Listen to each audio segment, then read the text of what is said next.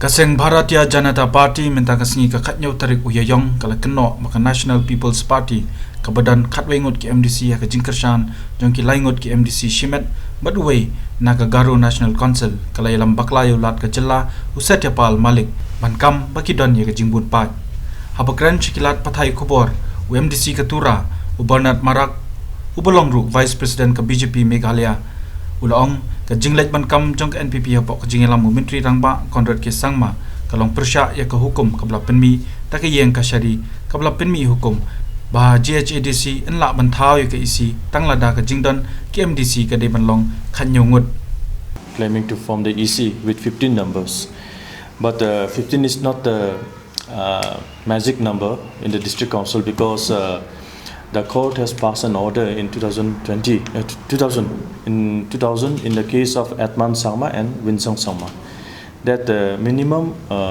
number in the majorities will be 17. So it should be 17, not 15, because one of them will be a chairman. So once in a 29 member house, if one is a chairman, then it is a tie again, 14-14.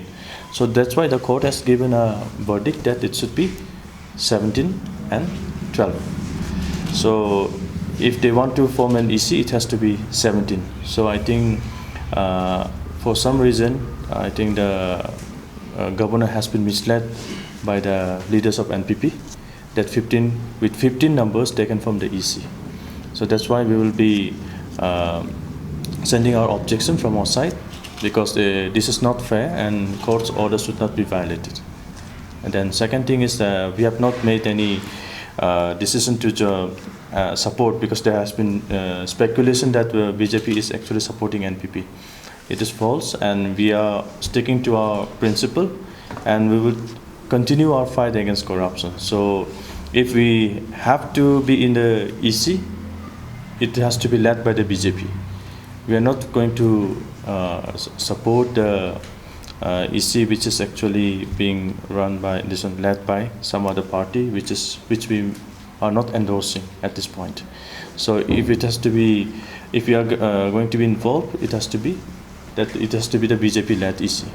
This will go to the governor, because the governor has been misled in the figures, the numbers.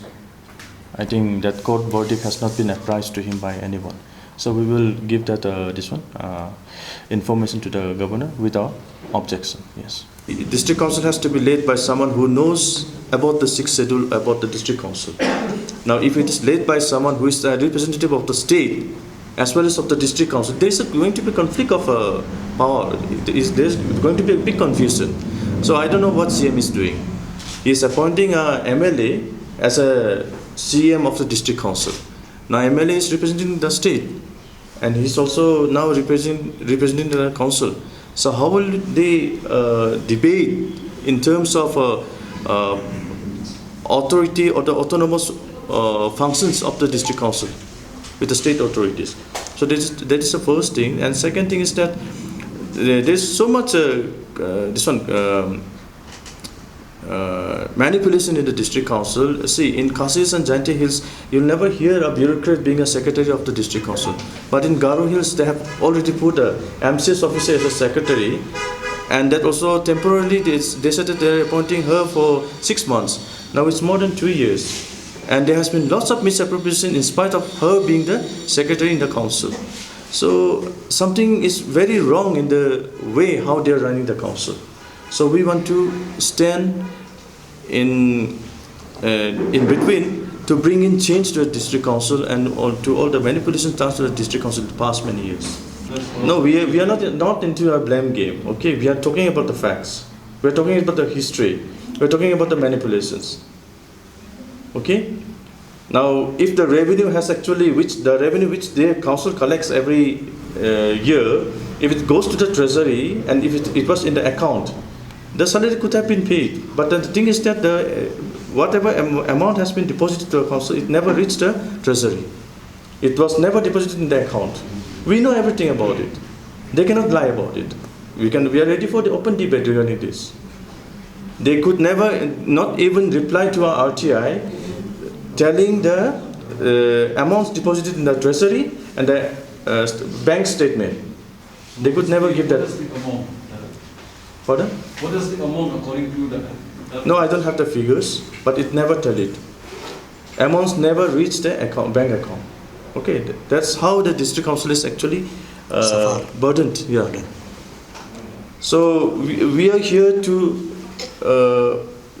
rectify the problems that has been put in by the many leaders in the past. So we are not in a hurry to form the EC.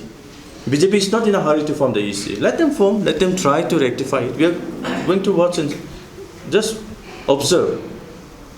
But until unless BJP is involved, I don't think there are going to be any practical solution.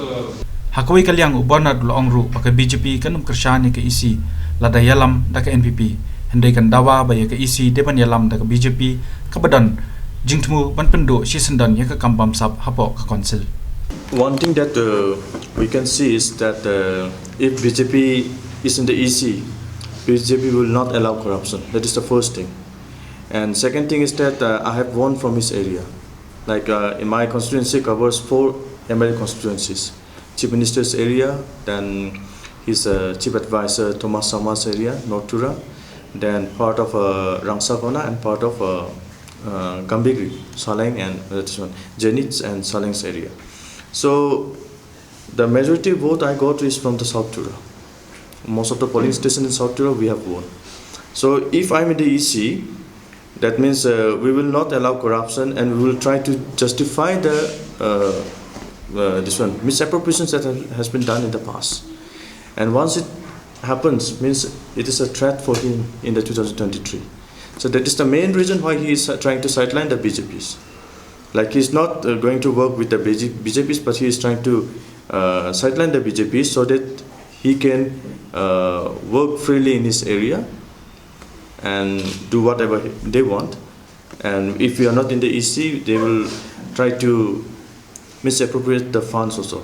So in simple words, it's actually they are very apprehensive now towards BJP.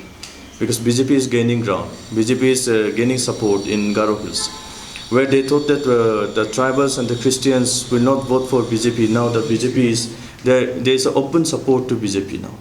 So it has become a threat for his constituency as well as for his party. So that is the main issue which we see is why he's not trying to get us inside the EC.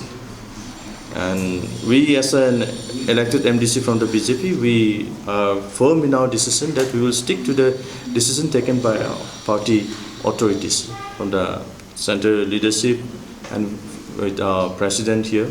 We will be sticking to the party decision. We will not make any decision on our. People have voted me to fight against the corruption in the district councils, as you know all. Since 3 years, the employees of the district council, Garo Hills Autonomous District Councils, they are crying for their salaries. And whenever I have raised these issues in my areas, they have voted for me to fight. So we will try to solve these problems. So other things, the central leaders, they will take their decisions, and whatever decisions they given by the central leaders, I'm ready to follow it. So that's all.